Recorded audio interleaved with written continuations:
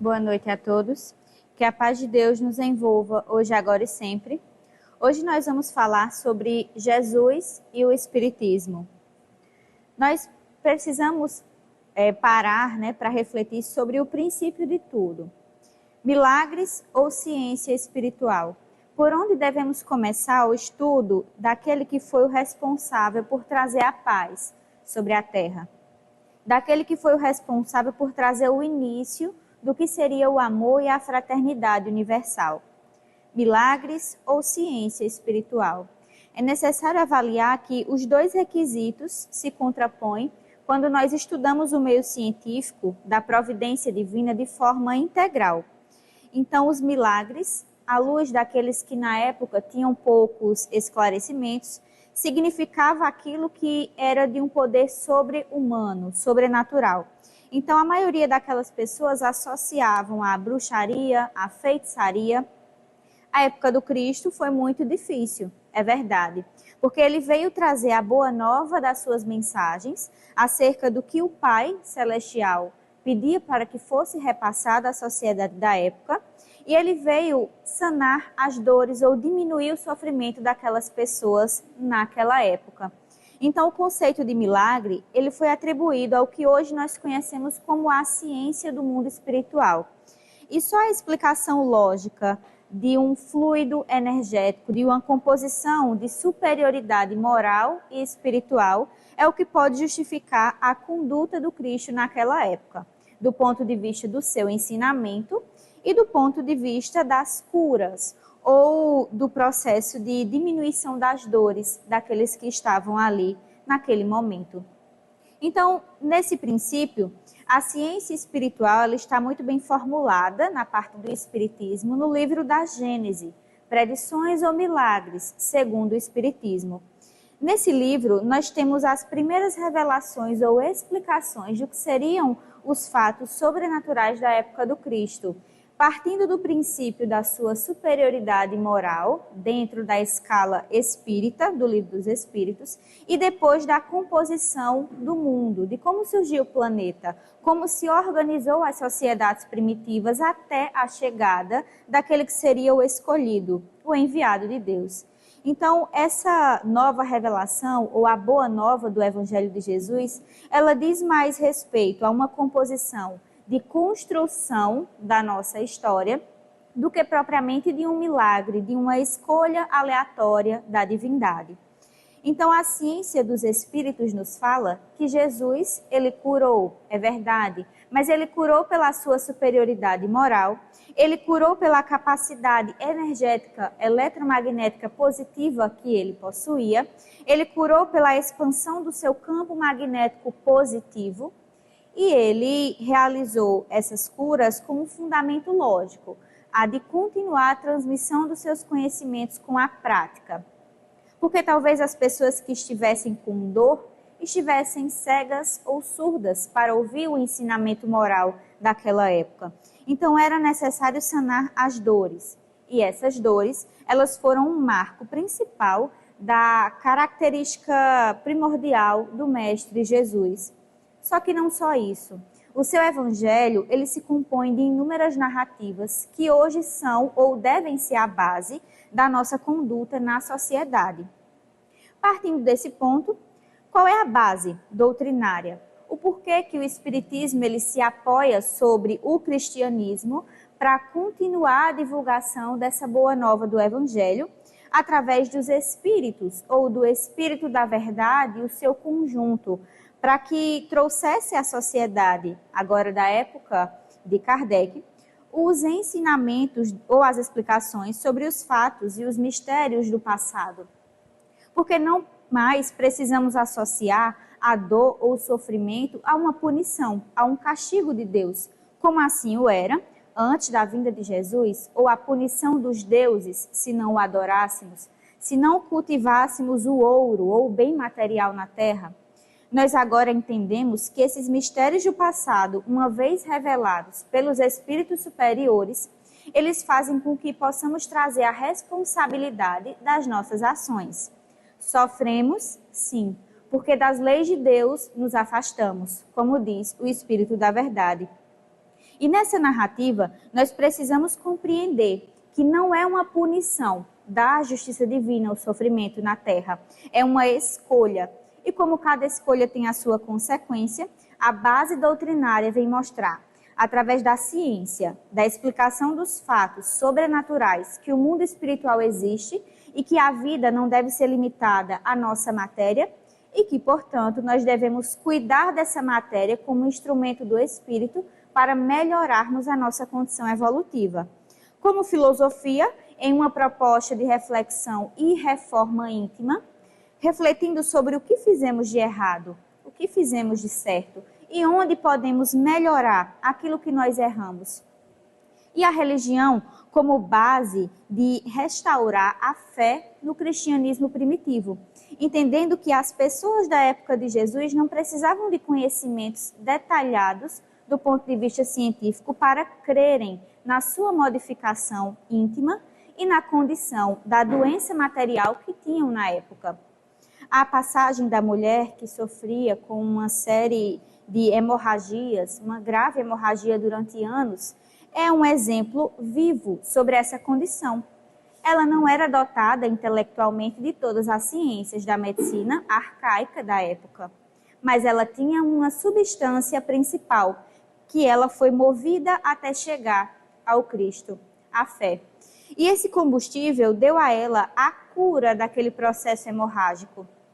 Então, a trindade, ciência, filosofia e religião como base da doutrina espírita, ela é necessária. Não podemos pegar a ciência e nos apoiar 100% em uma ciência material limitada. Nós precisamos colocar a ciência dos espíritos como um ponto de partida para novas descobertas da ciência material. Nós precisamos da filosofia para essa reforma ou a mudança de conduta nos pensamentos e ações, e nós precisamos da religião, do espiritismo enquanto religião, para essa base do cristianismo primitivo. Porque sem a fé, nós entendemos que as partículas de fluido ou de energias, elas ficam limitadas. Sem a modificação dos pensamentos ou a reforma íntima, nós vamos continuar produzindo sobrecargas energéticas negativas. E sem a ciência, para explicar a atuação dos espíritos sobre a matéria, nós colocamos uma venda nos olhos e nos guiamos em uma fé cega, irracional. Então, não são esses os pilares da doutrina dos espíritos, é justamente o conhecimento do cristianismo primitivo, da reflexão íntima e da ciência dos espíritos. Mas qual seria o objetivo do espiritismo na sociedade? Hoje eu preciso ser melhor do que eu fui ontem e amanhã eu preciso ser melhor do que fui hoje. É a certeza e o entendimento de que todos os dias Deus, a justiça divina, o nosso anjo da guarda, nos coloca em situações como oportunidades de repararmos e de nos melhorarmos intimamente. Então, aceitar o que há de errado na sociedade como modismo social, como, é a geração atual, eu preciso aceitar essa modificação social, é justamente fazer o oposto daquilo que o Cristo veio fazer. Ele veio em um momento onde a sociedade romana perecia nos desfalecimentos da corrupção e da imoralidade, como diz no seu evangelho. E o Cristo não veio e aceitou a conduta das pessoas na época em que ele veio. Ele veio justamente para modificar, através dos ensinamentos de Deus, que aquelas pessoas estavam cegas e precisavam amar uns aos outros. Precisavam corresponder a uma sociedade equilibrada, sem preconceitos, sem violências, sem formas de torturas sociais, em detrimento daquilo que o outro possuía enquanto bem material. Então, a missão do Espiritismo na sociedade atual e da função do Mestre Jesus como base nessa ciência espiritual é trazer a boa nova e não somente trazê-la, aplicá-la na sociedade. Não há fé inabalável senão aquela que pode encarar a razão face a face, em todas as épocas da humanidade. Essa foi a mensagem principal trazida por seu Allan Kardec. Em todas as obras básicas da codificação nós encontramos essa frase. Então não podemos ter uma fé irracional. ela precisa estar fundamentada no entendimento da modificação em todas as épocas da humanidade, da conduta moral daqueles que vão compor essa esfera social. E todos os dias, como eu bem falei, Deus nos dá a oportunidade da reconciliação, seja com o nosso adversário, seja conosco mesmo, através da modificação íntima. Então, por que na doutrina espírita, se pararmos para analisar, nós desejamos tanto a paz, que a paz de Deus o envolva, vá em paz, que a paz de Deus esteja presente, porque o fundamento principal do envio do Mestre Jesus à Terra por Deus foi trazer a paz. Foi para que aquelas pessoas perturbadas da época conhecessem o que seria a paz do Espírito. Não ter perturbações, viver uma vida equilibrada e regrada e conseguir um caminho mais fácil para a evolução do ponto de vista moral. Então, desejamos a paz porque ela deve ser a nossa busca diária e deve ser também o encontro do outro com a paz que o Mestre Jesus veio nos fortalecer e nos passar. As instruções dos Espíritos são verdadeiramente as vozes do céu, que vêm esclarecer os homens e convidá-los à prática do Evangelho. Essa também foi uma mensagem muito importante do Sr. Allan Kardec na obra O Evangelho segundo o Espiritismo, para dar o entendimento de que não é necessário só ter o conhecimento que nós temos, principalmente agora no mês de dezembro, da vida ou do nascimento do Mestre Jesus para trazer essa paz à Terra. É necessário aplicar esse conhecimento, senão o cristianismo ele vai se perdendo em palavras vazias e em poucas ações. O verdadeiro cristão é aquele que todos os dias se esforça para combater os seus defeitos, as suas condutas imorais perante a sociedade. Então é nisso que nós devemos nos firmar. Um novo ano está surgindo do ponto de vista material, mas todos os dias nós temos a oportunidade, através dos espíritos, de modificarmos as nossas tendências naturais e erradas do nosso espírito. Nós temos a oportunidade de fazer um ano melhor, mas amanhã também podemos fazer um dia melhor. Tudo vai depender de como utilizamos o nosso livre-arbítrio na Terra.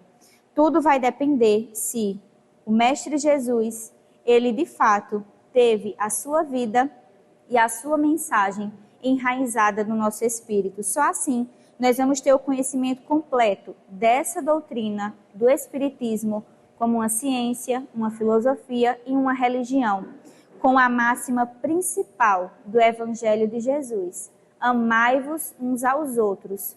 Só aí nós vamos ter o verdadeiro entendimento do que foi a paz trazida pelo Cristo, de qual o tamanho ou dimensão foi o seu amor naquela época e nos dias de hoje. Como nós podemos e precisamos amar uns aos outros para que a nossa caminhada evolutiva seja com menos dor, menos aflição e com mais paz, a paz de Jesus. Que Deus e o amor de Maria Santíssima esteja com todos. Mestre amado Jesus, a Ti agradecemos pela oportunidade de aqui estarmos em Teu nome, Te agradecendo por tudo que recebemos no dia de hoje. Muita paz a todos.